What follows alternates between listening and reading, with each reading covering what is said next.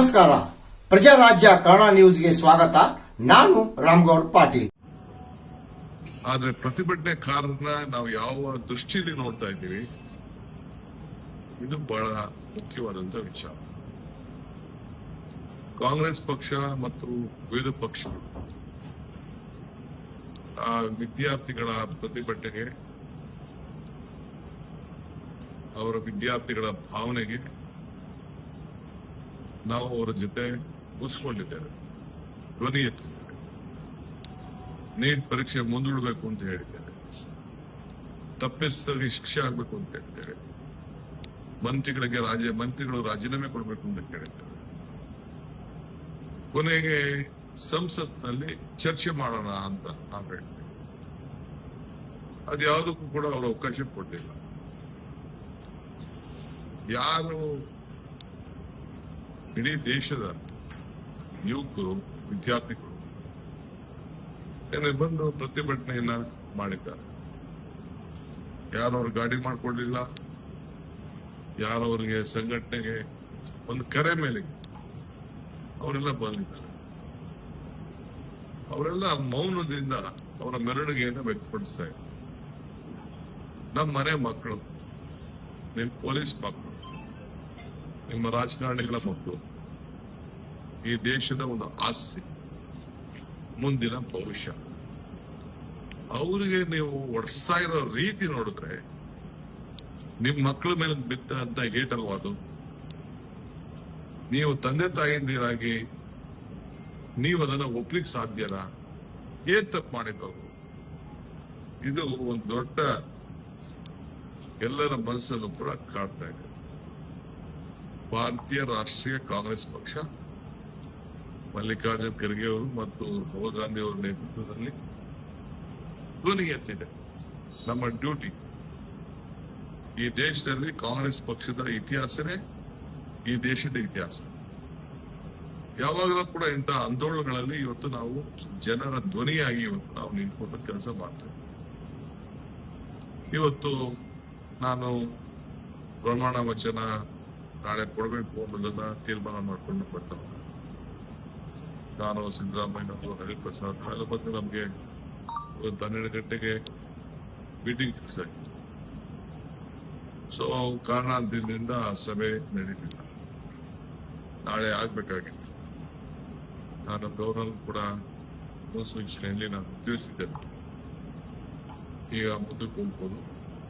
ಯಾಕೆಂದ್ರೆ ಇನ್ನ ನಮ್ಮ ನಾಯಕರುಗಳೆಲ್ಲ ಬಂಧನಕ್ಕೊಳಗಾಗಿದ್ದಾರೆ. ನಾವು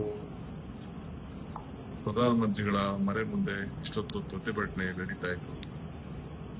ಎಲ್ಲರನ್ನು ಬಂಧಿಸಿದ್ರು, ಬಹಳ ಅಸಭ್ಯದಿಂದ ವರ್ತನೆ ಮಾಡಿದ್ರು, ನನ್ನೂ ಕೂಡ ಎಳೆದಾಡ್ಲಿಕ್ಕೆ ಪ್ರಯತ್ನ ಮಾಡಿದ್ರು.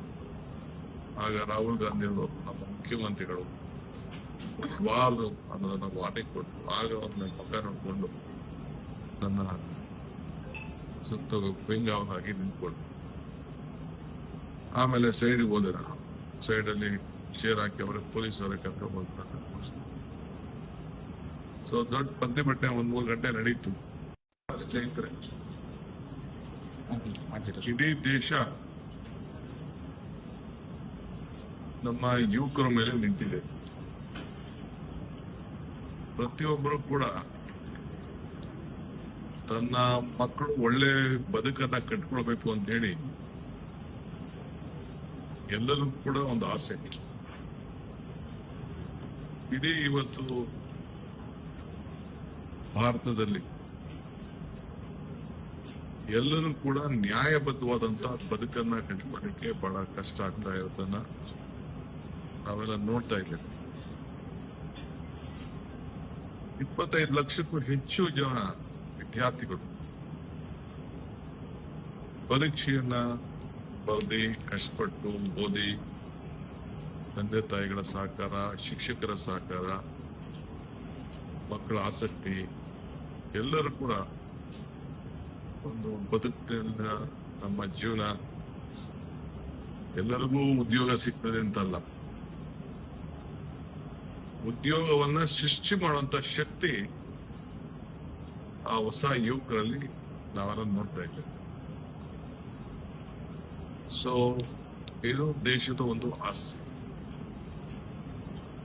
ಇವತ್ತು ಒಂದು ದೊಡ್ಡ ಮಾರಕವಾದಂತಹ ಸನ್ನಿವೇಶ ಪೇಪರ್ ಲೀಕ್ ಮಾಡಿ ಈಚೆ ಬಂದು ಒಂದು ಪ್ರತಿಭಟನೆಗಳು ನಡೀತಾ ಇದೆ.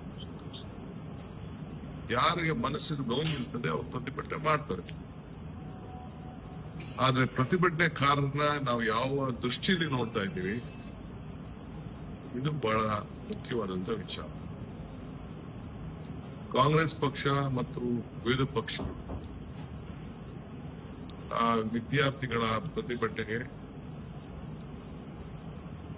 ಅವರ ವಿದ್ಯಾರ್ಥಿಗಳ ಭಾವನೆಗೆ ನಾವು ಅವರ ಜೊತೆ ಕೂರಿಸಿಕೊಂಡಿದ್ದೇವೆ, ಧ್ವನಿ ಎತ್ತಿದ್ದೇವೆ. ನೀಟ್ ಪರೀಕ್ಷೆ ಮುಂದೂಡಬೇಕು ಅಂತ ಹೇಳಿದ್ದೇವೆ, ತಪ್ಪಿಸಿದವರಿಗೆ ಶಿಕ್ಷೆ ಆಗಬೇಕು ಅಂತ ಹೇಳ್ತೇವೆ, ಮಂತ್ರಿಗಳು ರಾಜೀನಾಮೆ ಕೊಡಬೇಕು ಅಂತ ಕೇಳಿದ್ದೇವೆ.